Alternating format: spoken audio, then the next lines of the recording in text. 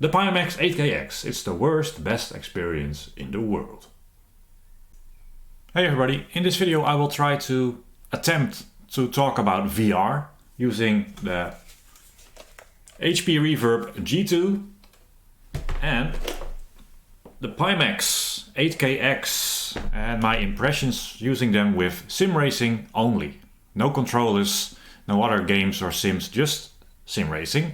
So that's a very narrow slice. So it's difficult to do this because I've invented a new word. So there's objective, there's subjective. VR, superjective. Yeah. What I mean by that, superjective, it's double subjective. So it's super. It's superjective. Reasons. Well, first of all, there are some actual differences in resolution and how the lens and if there's any distortion, the weight, the feel on your face. So there are like real difference between all the headsets, but not only is it subjective, some might value a higher field of view, some might not really care, they care more about the maximum resolution. That's very subjective. On top of that though, the thing sits on your face and no faces are alike, so it will physically feel different and look different with your eye distance from the lenses, just the comfort level, everything is subjective. So it's double subjective, making it very hard to universally sort of talk about it and say this one's better than the other. It will be mega subjective and there will be many opinions. So my views will be only about sim racing, only about these two headsets, and they're superjective. So in other words, you probably don't really get any use out of this video, but I'll attempt to anyway. Before going into these headsets, what's my experience with VR? So what is it now? 4 or 5 years ago, the first Oculus Rift, I had a go with that, and I was amazed at the tracking. It was very natural, a sense of being there, the 3D, that is something you just cannot bring across in a 2D video. So that was amazing, but I was also shocked that the field of view was quite low, but worse than that, the screen door effect, where you're just looking like at sort of black bars and in between there were some subpixels. It was terrible, and the subpixels shimmering and red. Ugh. So amazing that it felt sort of natural, but way off in what I would accept myself. Then more recently I tried the Valve Index and I was surprised, you know, the image quality is a lot sharper, screen door a lot less, field of view is a bit better. So I figured, well, that's not so bad after all. And of course, Automobilista, now available in VR. And you probably know that's probably the only game I spend significant time on. I'm the mad scientist making cars in AMS, driving them. And I do enjoy some ACC or RF2, but that's fairly minimal. So with AMS working with VR, I had to get into it. First, I got my Reverb G2 because it is known to have the best image quality, and indeed it does. It's really good, but like I said, it's superjective. So a couple of issues with this headset for me was that the sweet spot is fairly small, and you read a lot about this. Some people say the sweet spot is small, some say it's no problem at all. In my case, it's really picky how I put it on my head. And so for example, here it might be excellent and then bad, good, bad, good, bad. You know, it's tiny little movements that would have sort of create issues and lack of clarity and sharpness. So it was quite sensitive to that. Otherwise though, the image quality is really high res, very sharp. And negative though, the field of view is really small. And as hobbies tend to go, once you're spending the money, you're gonna spend a bit more. So got myself the Pimax 8KX. I should have turned off autofocus. I don't think I have, so oh well. It does mess with your hair. Well, I don't have particularly high standards in that department. Pimax, because it has a much wider field of view. Because the thing that I noticed with the Reverb, put it on my head, amazing AMS, wow, it works, but you know, I'm looking through tiny, terrible. You know, this is very subjective again. Some people don't mind it and some people love the Reverb, and for good reason. However, I've been using triple screens for over a decade, so I'm used to having about 180 degrees field of view horizontally. Vertically it's nothing. So I'm really used to seeing that information. And perhaps if you're coming from a single screen, you don't care too much about the field of view because you've not seen a large field of view. So I guess that was important for me. So Pimax, much better field of view. In fact, I did a drawing because I'm an artist, and I will now show you. So here's an image subjectively, just keeping my head pointed straight, not moving about, and then looking at what I see. So I took a screenshot from a 2D Automobilista window and then sort of marked out what I could see. So this is the field of view with the Reverb G2, and I've also made it blurry where roughly abouts it gets blurry. So even the gear stick here is a bit blurry, and on the side, like from about here, so it's about halfway from the center to there, it starts to get blurry. Super subjective, right? So this is not something you can actually trust, because you will see something different with your eyeballs and your face and your G2. But for me, it roughly looks like this. So in the center it's nice and sharp, gets blurry quite quickly. It's sort of a small round field of view. The Pimax on the other hand, and this will make people angry, and I will explain why it looks the way it does. I always have to zoom out before it allows you, don't you? So this is what I see of the Pimax, and this looks way different, but it has a much wider field of view. Problem with this image though, it is a 2D image, and the wider the field of view is in a 2D image, the more stretched it looks towards the outside. So it seems like it got a million times more field of view. It's not quite true. So when you overlay them like this, you're thinking, wow, the reverb is a joke. You gotta have the 8KX. This is not linear, right? This field of view, this is not doing the reverb justice. It's not that bad. It doesn't, you know, this looks like 3 times the field of view. It's probably more, it feels subjectively more like twice the field of view, probably. Thing is though, here you can see your peripheral vision, and that's with coming from triple screen is so important to me. And really, I cannot do without that. You can see things beside you, you see things whooshing by. That sense of speed is amazing. And here I felt like, you know, I had like little goggles on or binoculars or something. Really something, 5 seconds, it doesn't matter to me what the clarity is, I don't want to use this. But that's, again, super objective, right? It will be different depending on your preferences and your face. To some extent, no face will make the reverb have this field of view. So here overlaid, you also see though in the center, I've added some blurriness, very subjective. I can still read the gauges just fine, but some blurriness here in the center, because for me, my face, the center is a little blurry on my Pimax. Now, I've done some hours on both, but I'm not an expert yet, and all the settings and everything. It might get a little better, but this does seem to be physically just my eyes through the lens. It's not quite sharp in the middle. However, the sweet spot is huge, so yeah, like this is pretty far in the bottom. It's really sharp, and only right at the edge do things get blurry, but it's a very, very large field of view. And since the center is perhaps not quite sharp, but the acceptable sharpness is almost everywhere. So that's a lot better regarding field of view, and sharpness is a more greater percentage of the image, but subjective again. But this is what made me go for the Pimax, and that's the one I'm gonna use. However, it has drawbacks. So to go back to the reverb, it's very light. It fits on your head fairly well. It has support like on the side a little bit here, on the back, and you can do the top strap so it stops it from sagging too much, a bit tighter. You can extend the pretty good audio here. So this is quite tight and quite light, and when I do this I'm in no pain. This is all pretty good. So the trick here is it is supported front to back, on the top a little bit, but also has a little bit of side support, and it is quite light. So that's fairly comfortable. Then if we go to the Pimax,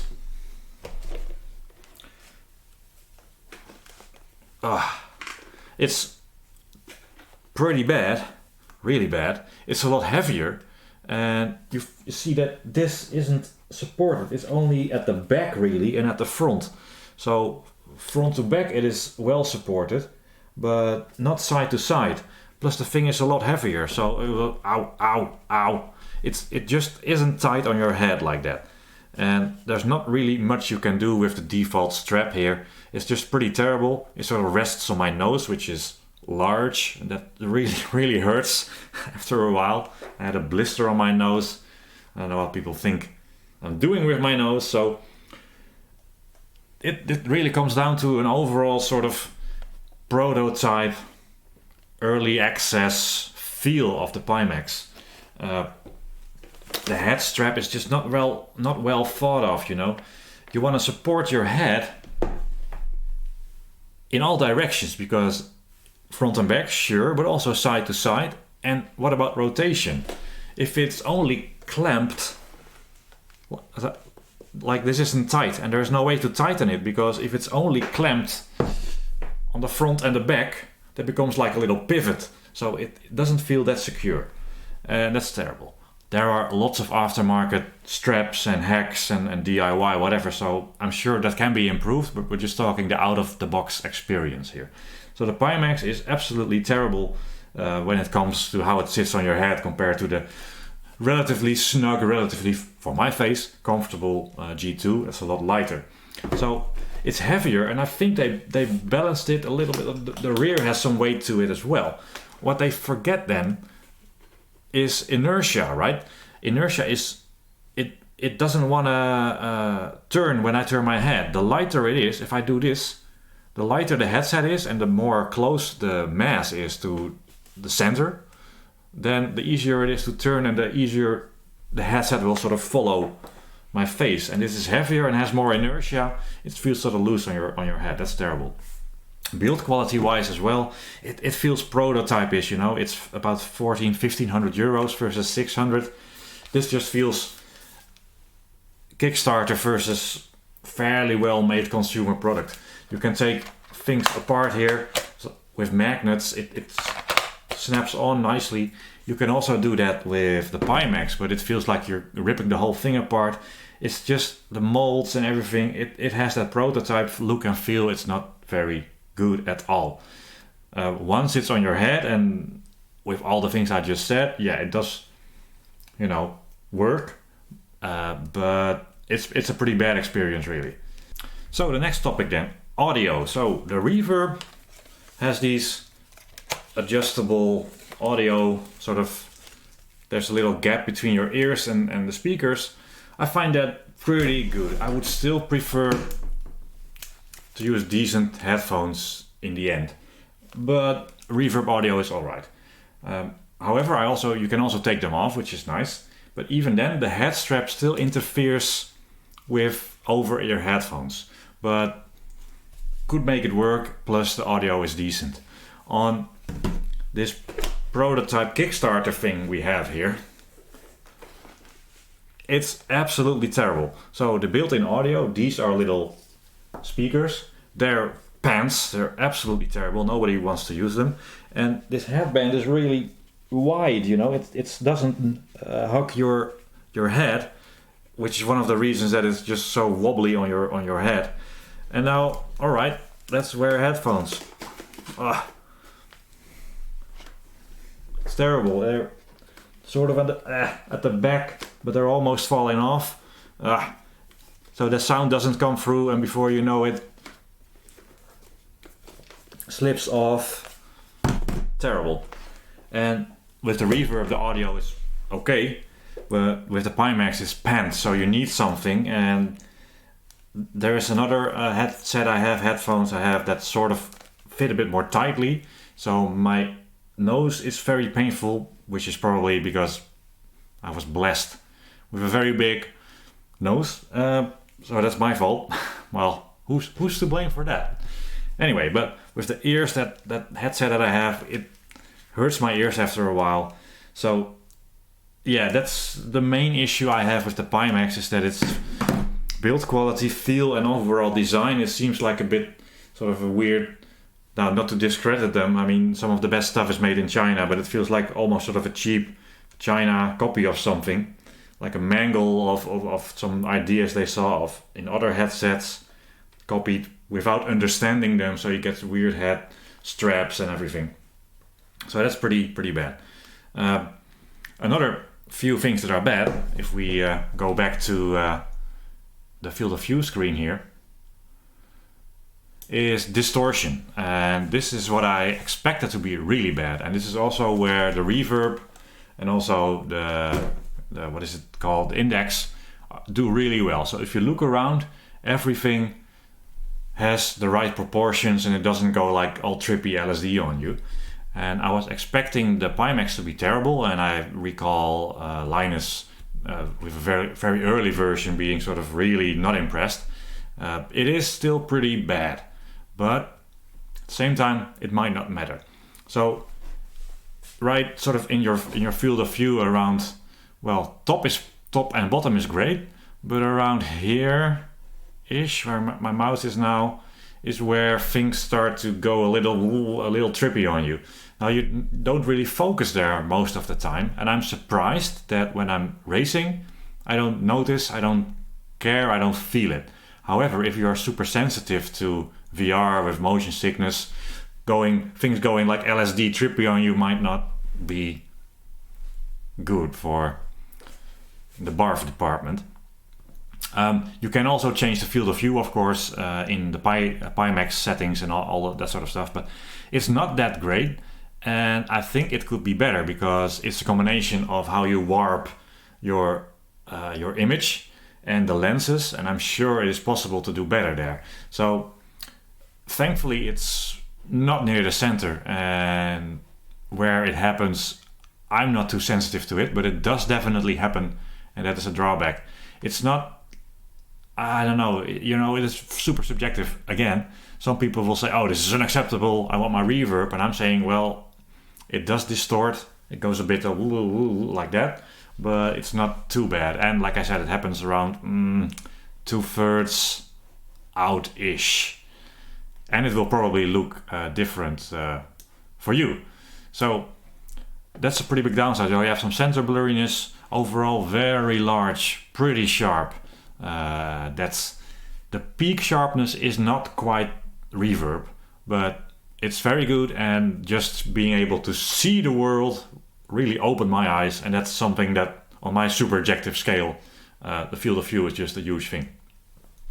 So Pimax pretty good, and for sim racing pretty good. However, another thing we have to talk about is tracking. So the Pimax, I didn't know that, it does angle tracking, but not position tracking. I didn't know. Whereas this work of art with built-in like cameras and stuff does perfect position and motion tracking without any hassle. So for a Pimax I had to get some base stations. I got 2. I'm not sure if it's needed. I think I get about the same performance with 1. But that adds another, if you do need 2, another 400 euros to the price. So by now you're at 1900 euros for the Pimax, and you're still only at 600 for the reverb. So it's no longer a fair comparison. It was never a fair comparison, just a comparison. And that's fiddly, the base stations. And you know what? These base stations are not made for this headset, so you cannot turn them off. They don't sort of power down. So you have to manually install a switch in the power line, or take the plug out all the time. It's just fiddly and annoying, and there is a tiny bit of jitter. When I'm really focusing on sitting still in the cockpit, it goes a little bit like that, but it's not noticeable once you're driving, and I don't know how that would compare. I haven't tried the trackers with this headset, so it's pretty good, and I don't think that's a big issue. So, triples. I've used them for a decade. How does it compare now? Well, still fairly early for me with these headsets. I've used them for hours, perhaps 10 in total, and of course 10 years with triples. There is just that convenience of triples. I can play for 8 hours, have no discomfort, have sharp image. I'm running triple screens that are 1440p, G-Sync, so it's really smooth, really sharp, high frame rate, very large field of view horizontally, so it is pretty good. But compared to this, you're not there. That 3D image isn't there, the sense of depth isn't there, and the vertical field of view, even though it's not super important, does immerse you and you see the trees and everything. So is that very subjective again, whatever you prefer above the other? if I am to develop like a car and I need to drive 6 hours iterating tires, I probably would still use the triples, and I'm gonna keep them, and they make sense for me for that. But the actual experience of being in large field of view VR with pretty sharp image, double 4K screens, is something that you cannot really beat, even though it hurts. It's bad design, it's prototype. In many ways it's pretty bad and very expensive. Still, the experience for me, subjectively, outweighs all the drawbacks. And if I'm going for 1 hour of the best experience, I will always use my Pimax. Serious development, hours and hours, probably still triples. But it's a little harder to take the triples seriously. You have to sort of force yourself to go into pretend driver mode. Whereas with the headset, no matter what headset, you're in the car. You don't have to trick yourself. You're in the car. You're there. And with triples, it's sort of, okay, I'm not doing some random game. I am, but let's pretend this is real. So it needs a bit more imagination in that department. So, is there anything more to say? Probably. I don't want to make this video a million minutes long. Software, I've only used Automobilista, obviously. And with the Pimax, it runs at 75 Hertz, 75 frames per second. But apparently, if you get one of those 30 series graphics cards, you know, the ones that are cheap and readily available these days, there is a 90 Hertz option. And yeah, that does make a difference. Of course, this is 90 Hertz 75. No issue with Automobilista, even on my dated 2070 Super never breaks a sweat, and my old 4690K i5 from 2015 never breaks almost never breaks a sweat. So my system can handle them fine. Coming from 144 Hertz triples 75, you do see, it's one of those things. It's not that it's not smooth, but once you see 90, 120, it is smoother. So who knows, they might one day update the firmware to also allow 90 Hertz on other systems, although I'm not sure if I have the right DisplayPort version to do it. So 75 Hertz is a downside, but that immense field of view is something that just outweighs everything for me. What else? So the software is probably reasonably updated every now and then. There are some settings there. Works surprisingly well. Of course, with the Reverb, it's a Windows mixed reality device, so I think I get a little worse performance, even though it's lower res than the Pimax, but I haven't benchmarked it properly, and I have force feedback issues with frame rate cost, so don't pin me down on that. But there must be another little layer or something with Windows mixed reality to Steam VR. I'm not exactly sure if the experience will be as high frame rate as it can be because of that extra bit that goes on, but I'm not exactly sure about that. So again, wondering if there's more to say at this point. VR is amazing, but it's not perfect. So many people are binary. Something is great or something is terrible. You know, you're a Democrat, and then all Republicans are assholes, or you're a Republican and all the Democrats are assholes. That sort of binary thinking that you see so often about God knows what, about God probably too. You see that in VR as well. No VR, no buy. VR sucks. I don't really do black and white binary reality. So in my view, there is room for my triples that I will keep. There's room for VR. The overriding feeling with the Pimax is that it's terrible in so many ways, but awesome that it is pretty sharp, amazing field of view. That outweighs all the bad sides for me. However, I do feel that in a year or a few years, somebody can do this without the Kickstarter feel, with lenses that have less distortion, with better designed head strap that hugs your head a bit better. So you have that prototype feel, and you fear that, unlike when I got a direct drive wheel 11 years ago, it would keep some value because it's really solid, really good, would remain valuable. This is probably, I hope, in a way, worthless in a couple of years because things have moved on a lot. So I kind of hope that, but it also means my €1,500 investment might only last me 1 or 2 years.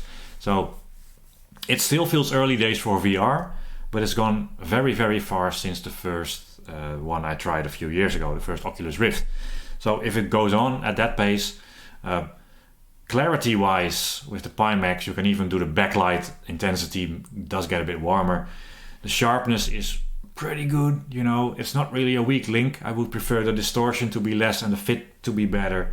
The sharpness isn't that bad. I'd like it to be a bit more around the center for me, because there's two lenses, and the center, where you look, you're actually looking somewhat near the edge of each lens, so there seems to be some distortion, or no distortion actually, none at all in the center, just a little bit of lack of sharpness with my eyes.